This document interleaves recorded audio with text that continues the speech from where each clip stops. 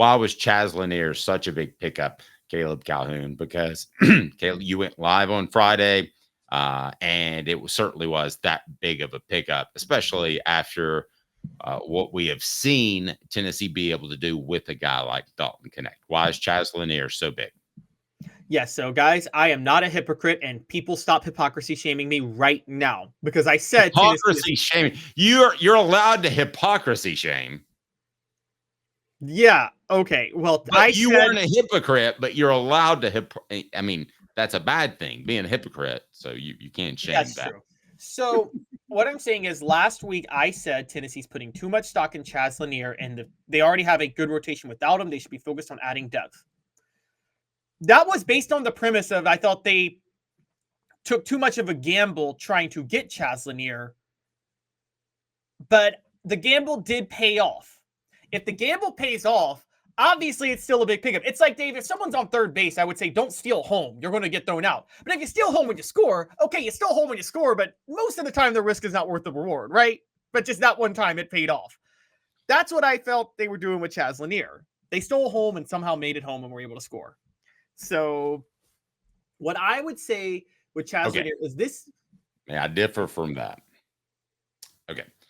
When a BYU came into the conversation, I thought one thing: this young man is trying to leverage himself, and I have zero problem with that. It sounds like a no-no, like you shouldn't say that.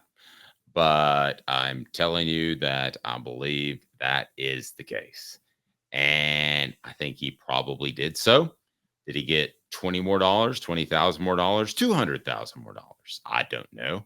But I think that he was in a unique position in order to leverage two rivals against each other. Because really, it was Kentucky or Tennessee. Really, it was Tennessee the whole time, I was told. They just felt like he went out and tried to get what he could. And they had no problem with that.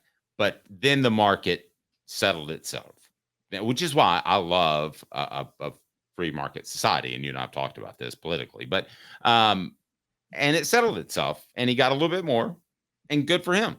So really, I mean, you definitely weren't wrong. If Tennessee had to, if it was going to put them in some sort of bad situation where they couldn't fill out their roster, and they do still have two more vacancies on the roster, and suddenly you're sitting at three vacancies, and because Chaz Lanier strung you along.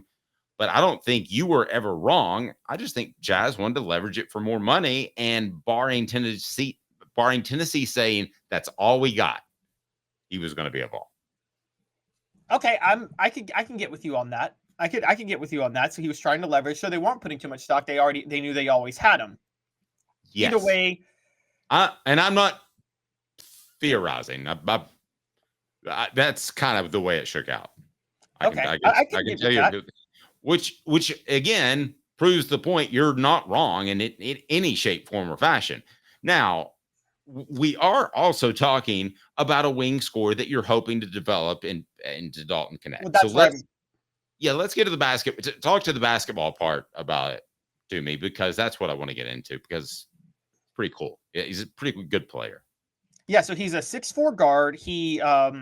He was a single-digit scorer for 3 years, but last year broke out, averaging 19.7 points a game. And here's the key part. He hit 3.5 threes a game and shot 44% from three, 88% from the free throw line. So he's a scorer, but a highly efficient scorer.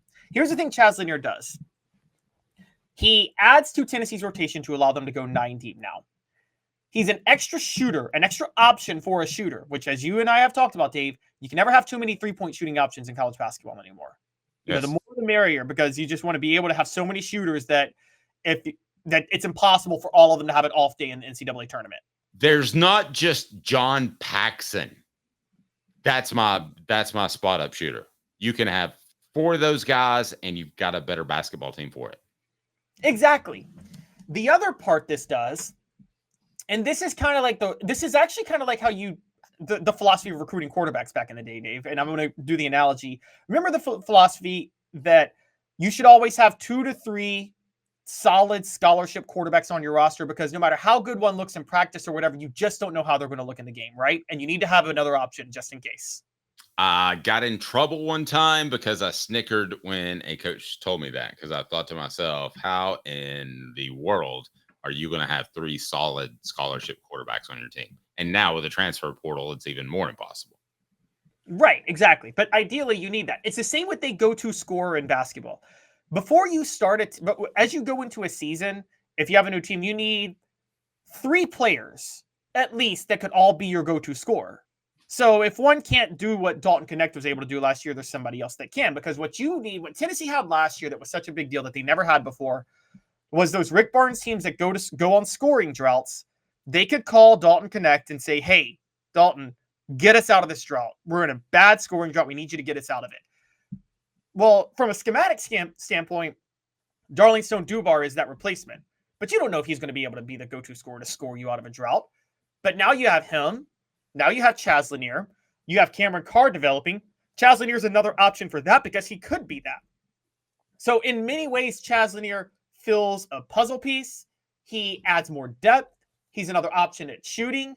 And he's another potential guy that could save their offense when they're in a funk, because they got as many as they could. Rick Barnes got as many as he could to see who would actually fill a void. And most importantly, he's another one of these guys I keep talking about, which is an elite scorer, an elite shooter that is a senior that is looking to just fine-tune his game enough to be able to be an NBA caliber prospect next year.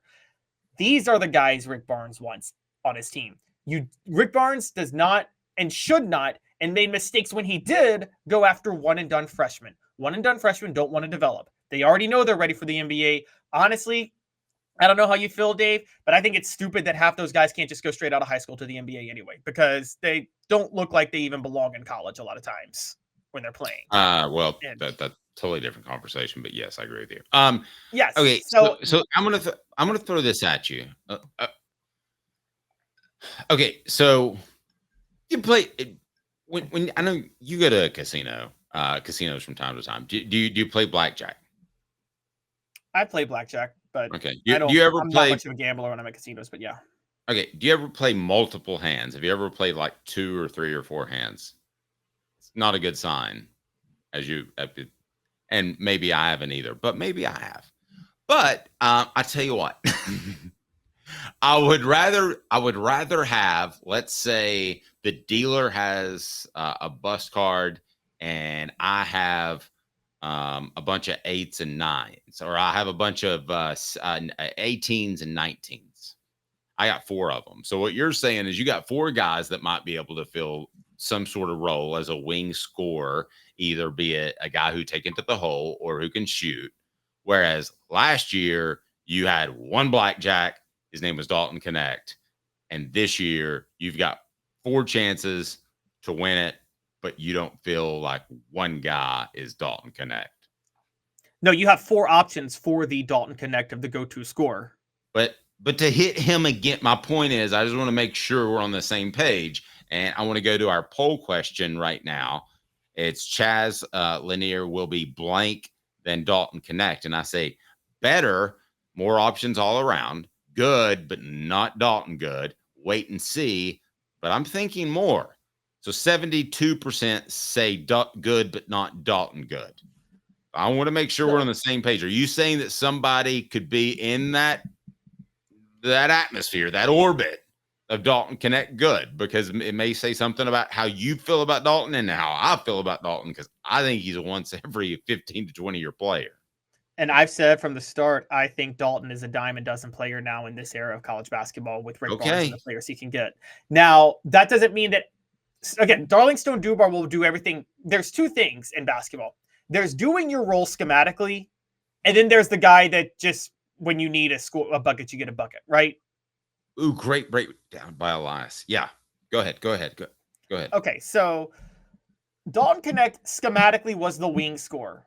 He played and complemented in the offense. What made him take that next level is be the go-to scorer when everything breaks down and you can't call anything. Like this year, Tennessee has their Dalton in terms of the role, and that is Darling Stone Dubar. He's going to do the exact same thing Dalton Connect did from a schematic, offensive, running your offense standpoint.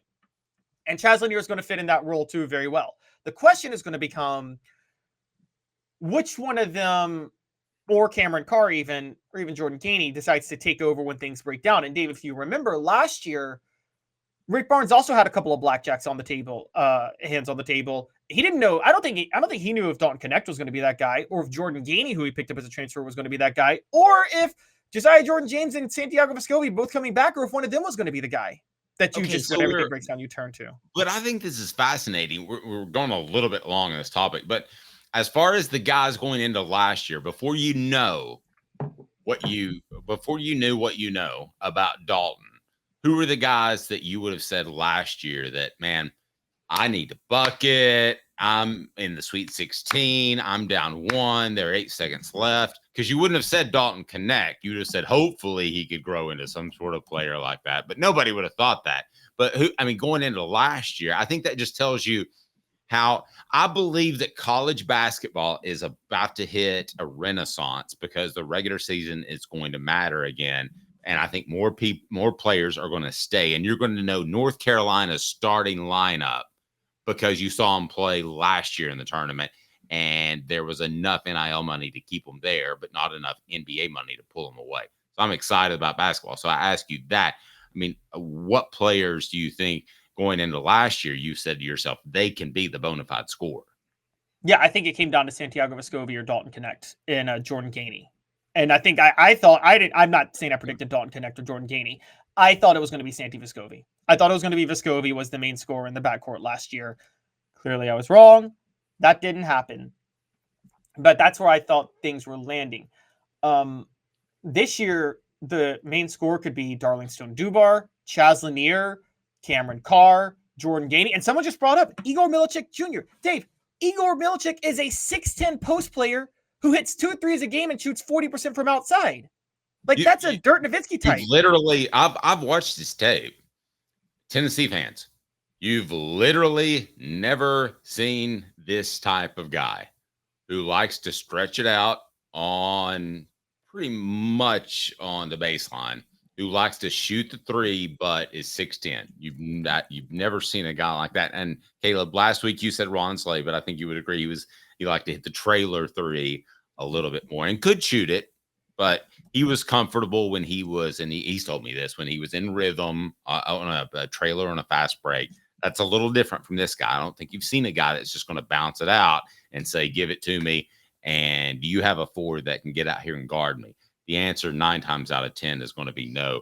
The answer every time I've gone is this was incredible service. Quality Tire Pro, the Eberle family, has been serving Chattanooga's community since 1957. All major brands of tires, full service automotive, brakes, alignments, oil changes, and more.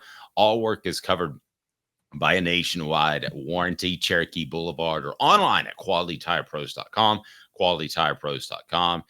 Tell them that Off the Hook Sports sent you. Off the Hook Sports sent you.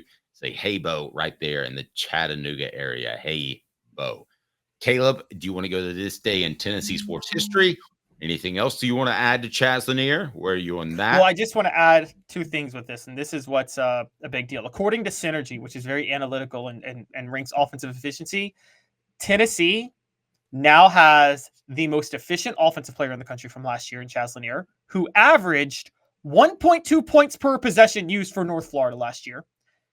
And they have Darlington Dubar, who ranked 4th in the country, averaging 1.15 points per possession. Meanwhile, like you said, you add Igor Milicic Jr. Guys, Tennessee, I think you're going to see the best 3-point shooting team in college basketball next year. And you're going to see a team averaging 80 points easily with that 3-point shooting. I just think they are that good offensively now. Isn't this do you agree with me that we're going to see a renaissance in college basketball? Yeah, and I'm going to give you an example. Georgia guy, he knows who Zakai Ziegler is. North Carolina guy, he knows who Zakai Ziegler is. If he's a college basketball guy, and I'm just picking Tennessee's example, but there's going to be some name recognition. Like I can remember, I would know the starting lineup, Hurley, Leitner, and I didn't like Duke, but I knew the starting lineup for North Carolina, for UCLA going into the season. Now I'm lucky if I could name 5 players total. You are going to not only is there a renaissance coming, I think there is one, because of the desire to play. Mature players want to play for people like Rick Barnes and coaches who are going to develop them. They're going to start, Dave, and I'm dead serious because Dalton Connect's doing this year. The typical one and done guys that were like, not the top 5 picks, because again, we talk about this. The top 5 picks every year, they are like generationally athletic. That like they're you would never see a guy like that walking down the street in a million years, right? The top 5 NBA draft picks every year. Well, you would Like, definitely be like, who the H? Yes. yeah, because they are just so insanely gifted. Beyond that, though, the problem with college basketball for the last 10, 15 years is like picks like 6 to 30, 6 to 25. We're all one and done players. I think now you've almost taken away the incentive to be that one and done, because those 3-4 year guys that develop, NBA scouts are going to do the Spurs model and they're going to start to fall in love with those players. I think the great players that you're going to keep are more like the 25 to 75 players, like that they get projected on an NBA. And I don't know if it's that specific, but the guys that, because you know this, but I don't know if all our listeners know this. If you don't get drafted, you don't have if you don't get drafted in the first round, the first 32-ish picks, sometimes they're bonus picks and all that, but you don't have a guaranteed contract next year. Oops. I mean, in the NFL, I mean, you have a guaranteed contract for at least 3 years if you get drafted. You know? Yeah. So, no, you're right. This is where the renaissance is going to happen. I'm with you fully on the renaissance. I think it's going to be so good that it's going to take away one and done incentives for players. I think there's a lot of players who leave after the freshman year who will come back now because they'll need to. And so, look, I just think that, and the other part is what is this? Here's the big thing with Rick Barnes. Look at who he went after, Dave. And this is what people are going to look for, how they fine tune their game. I just told you the first and the 4th most efficient offensive player, and then the best outside shooting big man in college basketball is who they added, right? This offseason? Yes. Mm-hmm.